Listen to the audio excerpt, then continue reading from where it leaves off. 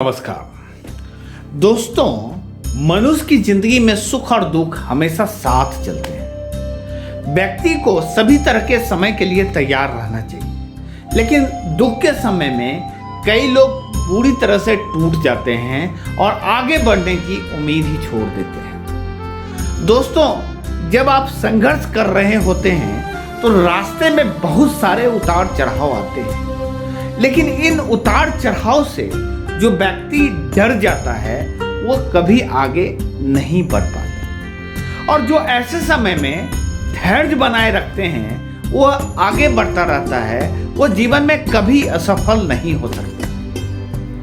निराशा एक ऐसी बीमारी है कि एक बार कोई इसकी चपेट में आ जाए तो उससे बाहर निकालना बहुत मुश्किल हो जाता है। अधिकांश लोग नए काम की शुरुआत बड़े उत्साह के साथ करते हैं, लेकिन अगर आपके द्वारा निर्धारित समय सीमा के भीतर सफलता नहीं मिलती है तो कुछ समय बाद सारा उत्साह खत्म होने लगता है। इसका सबसे बड़ा कारण उदासीनता यानी अपने आप में प्रेरणा की कमी है। काम चाहे छोटा हो या बड़ा, उसे अच्छे से पूरा करने के लिए काफी मोटिवेशन की जरूरत होती है।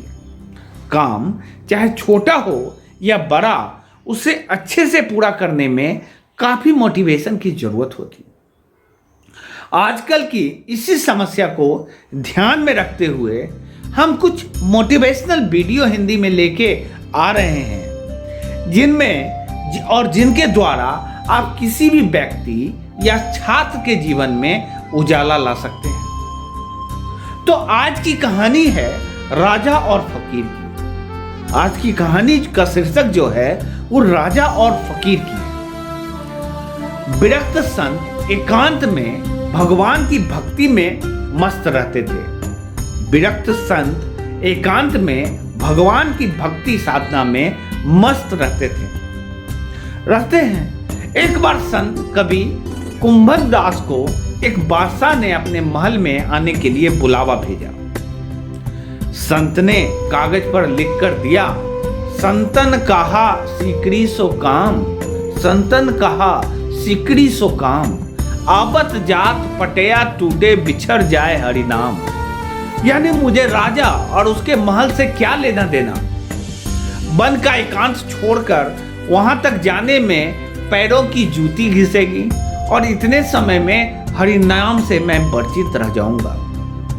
हरिनाम से मैं वंचित रह जाऊंगा। बादशाह ने जब यह पंक्ति पढ़ी तो उसने संत को वहीं से प्रणाम किया, और कुछ संत को सभी धनाढ्यों और राजाओं को सत्कर्मों में लगाने के उद्देश्य से उनका आतिथ्य स्वीकार करते हैं। संत जलालुद्दीन ऊंचे फकीर माने जाते थे। वो दर्शनों के लिए आने वाले को सदाचार का जीवन जीने और सेवा परोपकार में लगे रहने की प्रेरणा दिया करते थे। एक बार उन्हें पता लगा कि राज का बादशाह स्वेच्छाधारी हो गया है। राज का बादशाह स्वेच्छाधारी हो रहा है, स्वेच्छाचारी होता जा रहा है। संत बादशाह के महल में जा पहुंचे और उसे विलासी जीवन त्यागने और गरीबों की सहायता करने जैसी अनेक नसीहतें दे डाली। उनके शिष्यों को पता चला तो उन्हें दुख हुआ, क्योंकि कुरान में लिखा जाता है कि सच्चे फकीर को किसी महल में नहीं जाना चाहिए। एक शिष्य ने कहा, बाबा आप वहां क्यों गए? बाबा आप वहां क्यों गए? बाबा जलालुद्दीन ने मुस्कुराते हुए कहा, बादशाह तो अज्ञानी है, बादशाह तो अज्ञानी है। मेरे पास आने की उसे फुर्सत ही नहीं है। मैं उससे कुछ लेने नहीं गया था। फकीरों का यह भी कर्तव्य है कि छोटे बड़े सभी को नसीहत देकर अच्छा बनाए। शिष्य संत जी के तर्क से संतुष्ट होकर उनके समक्ष नतमस्तक हो बैठे। अगर ये वीडियो पसंद आई हो तो लाइक जरूर करें, और आगे भी ऐसी जानकारी और वीडियो के लिए हमारे साथ